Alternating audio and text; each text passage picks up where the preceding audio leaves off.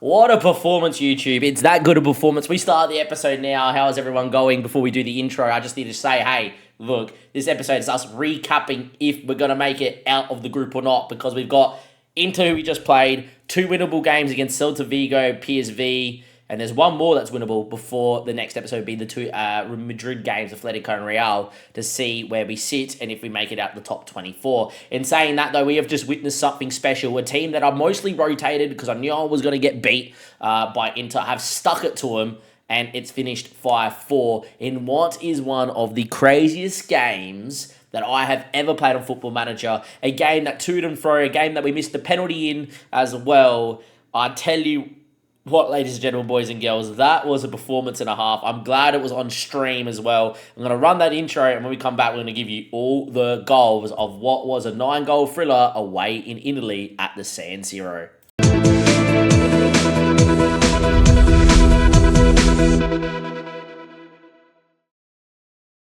80% of you watching YouTube aren't subscribed, so please hit the subscribe button, give it a like, and leave a comment to help promote this to the football managing enthusiasts out there like yourselves that watch these videos. Let's get into all 9 goals because, ladies and gentlemen, boys and girls, this was a game. Have a look at some of the numbers we played against. Kim Min-jae, Lautaro Martinez, Dumpster Dad playing right back. The list goes on. Anyway, a flick on from Andy Irvine found DeFranco, which found Sotomayor. We led 1-0, which was an absolute shock at the time, and I could not believe it. This front two is going to keep Sene out the team. They are just so good together.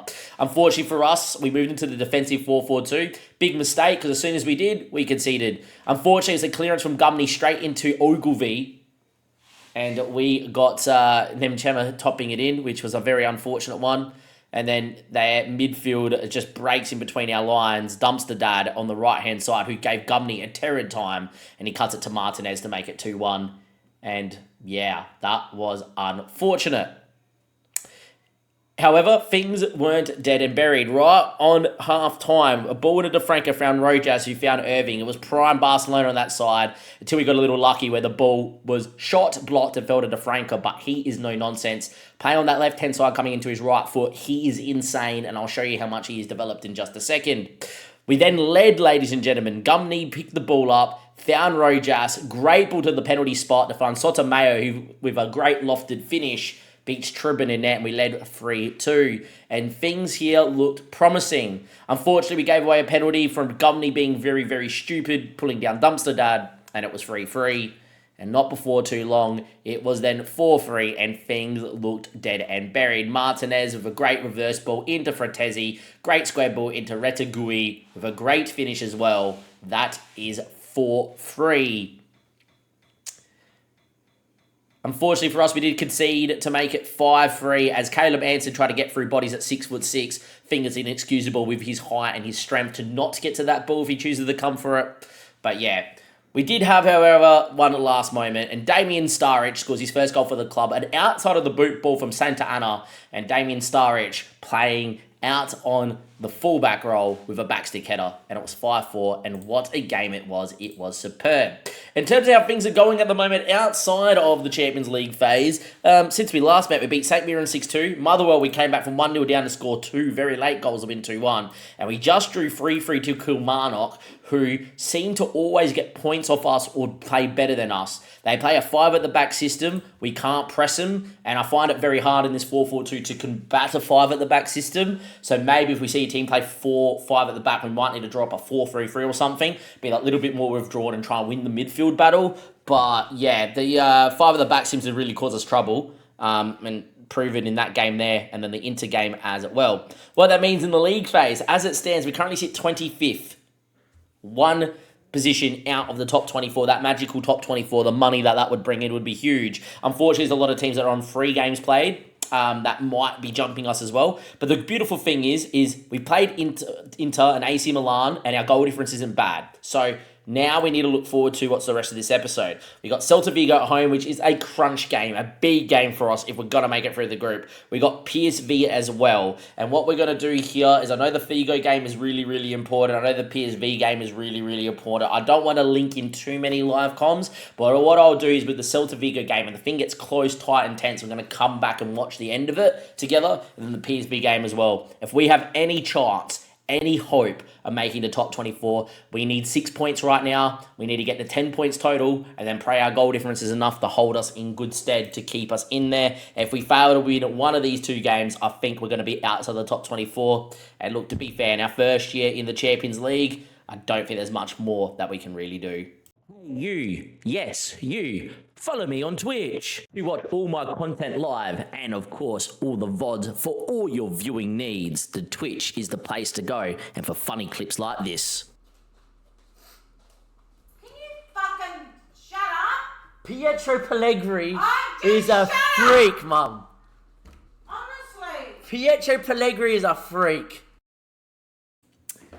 So first things first here, I did mention we have to go and speak about Fabio De Franco's development. Has not had a training week below a 9.2 since joining.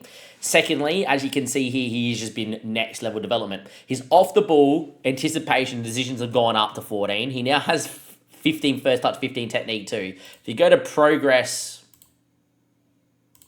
right, and you go to attributes of all time, you can see straight away that there is a lot of like +1s in a few areas and a lot of upward arrows. It's ridiculous. His progress has come in and just gone bang. I love that. It's because we're giving him first team minutes. CEC used him, but 10 games on the bench, etc. Comes in and plays nearly every minute. Sene getting injured probably helps this guy's development. And yeah, I have to mention him because he is outrageous and is just developing into a monster. Unfortunately, with the injuries that we've had, we don't have the best, wide players at the moment. Rojas has had to play every minute. Amarin's been developing, but he's not quite there just yet. We've done a little bit of transfer business. We're down to 5 mil here, but the plan was to always sell a lot of people to bring in very good returns moving forward. And, well, Omar El Sayed is playing at a club that is in the Egypt Premier Division, and this is how good he looks right now. He's got fantastic physicals. 16 acceleration, 17 agility, 15 natural fitness, 16 pace with 17 determination. He's also got 14 in passing technique and work rate and 14 dribbling. So there's a lot of stats that are going to get a 15 plus in the very key areas to be a winger. A good left foot and a very good right foot as well. I think this is a guy that we can actually train to play right mid and left mid and just play him whenever possible. I think what that allows me to do is have Amarim and Omar El Sayed off the bench. It allows me probably to play Omar El Sayed on the left and Lynch on the right, and then eventually move into doing a few different things with Rojas off the bench, etc. But I thought this was a no-brainer. It's a fairly easy 750k up to 2.6. 100% doing this. Carlos Xavier, though, came up in the scouting list and priorities that we have at the moment, so important to set up your scouting. 1.3 mil playing for the Costa Rica national team and just turned 18.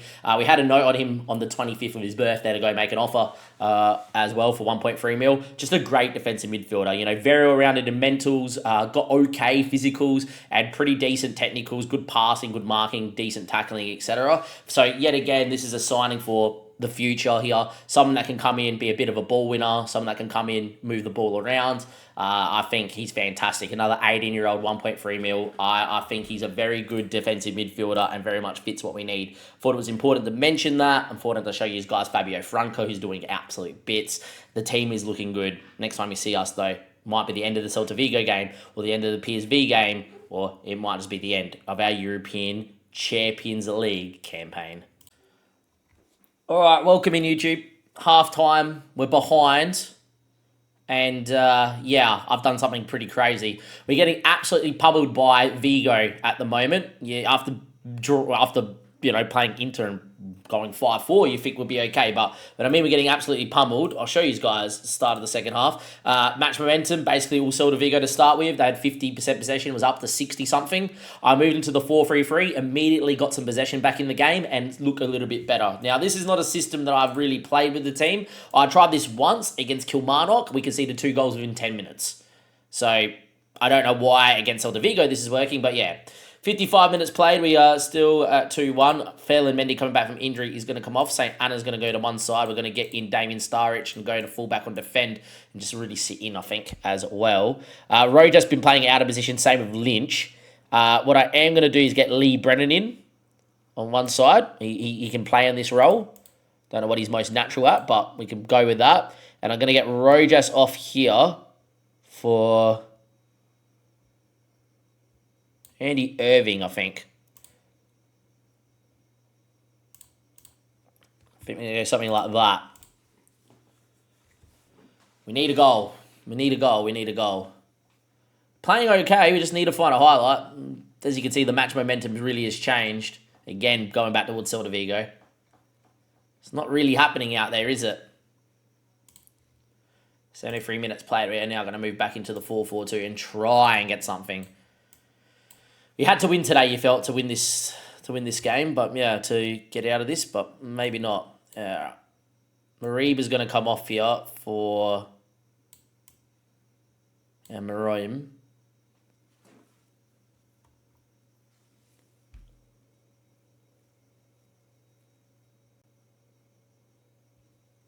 And Amadou Sene is going to come in here for DeFranco.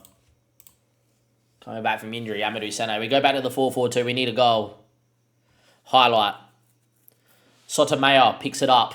Sané's through the middle. Ignored. Brennan with pace. Playing as a makeshift winger. Cuts it. Damien Starrich. Foley. Oh, he went for goal. It's so selfish. He's never going to score from there. Can we find something late?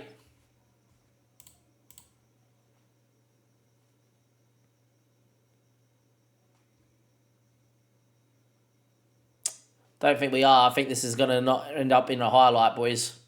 We just... Oh, it's a highlight. It's pointless. Unless there's like a keeper that saves it and it falls to us. Say Anna's going to shoot here and it's going to be a corner or a goal kick. So if it hits the bar or something, falls to us. He's taking his time too. Fall to us. Irving. Konsa! That could be a massive goal. That could be massive. That could be a massive goal. I still think we have to beat PSV. That would get us to what? 4, 5.6, 8 points. We'd probably have to find a point against Atletico. That is the worst camera angle for a goal I've ever seen. Okay. Director view. The director must have been sleeping. Is there a highlight? Come on, game. Look. 2-0 down. The 4-3-3 stemmed the tide, got us back into the game. The 4-4-2 found the goal at the end. We got lucky. We knew I had to hit the post and bobble to us. Andy Irving doing bits and Konsa with the knock-in. 2-0 down to 2-2. I guess we take it. I guess we have to take it. It probably means that we're not going to... it probably means that we're not going to get through. As you can see, we're on 5 points right now. Winning the next game gets us to 8 points. If we beat PSV, that would jump them. But then we've got Atletico and Real Madrid. So we get a meal for that, though. And I think that's the big thing to take away from this, though, is in terms of how we are making money in the save, because our salary is so low, like the best place to show you is in the finance screen, right? And expenditure.